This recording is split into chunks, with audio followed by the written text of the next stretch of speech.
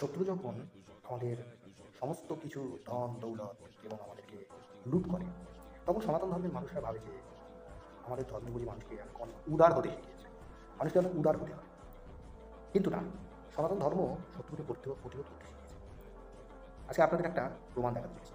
স্ক্রিনের মধ্যে আপনারা দেখতে পাবেন, এখানে বলা হচ্ছে সামবেদ উত্তরাজির প্রথম অধ্যায় পঞ্চম খণ্ড 3 নম্বর মন্ত্র। সেখানে কি বলা হচ্ছে? বলছে, হে শো, आप धनदाता हो, आप शत्रु के प्रबल नाशक हो, आप शत्रु के पास मौजूद रहने वाले धन हमें प्रदान कीजिए। অর্থাৎ বেদের মধ্যে কিন্তু ঈশ্বরের কাছে প্রার্থনা করা হচ্ছে যে যে শত্রু মানে অন্যের সমস্ত কিছু হরণ করে নিয়েছে। ধরুন একটা শত্রুর কাছে অনেক রকম, তার কাছে অনেক দামি দামি জিনিস আছে, তার কাছে অনেক ধন দৌলত আছে। সেই ধন দৌলত সে কি কাজে লাগাবে? সমাজের কোন কাজে লাগাবে? নিশ্চয়ই সমাজের কোনো কাজে লাগাবে না সে।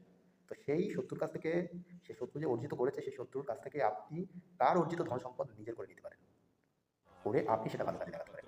ঠিক আছে? এটা কোনো খারাপ কিছু না, এটা হচ্ছে টেকনিক। এটা হচ্ছে সনাতন ধর্মের টেকনিক, এবং আপনি যদি সমাজের দিকে দেখেন তাহলে সমাজের মানুষেরও কিন্তু এটা একটা টেকনিক রয়েছে।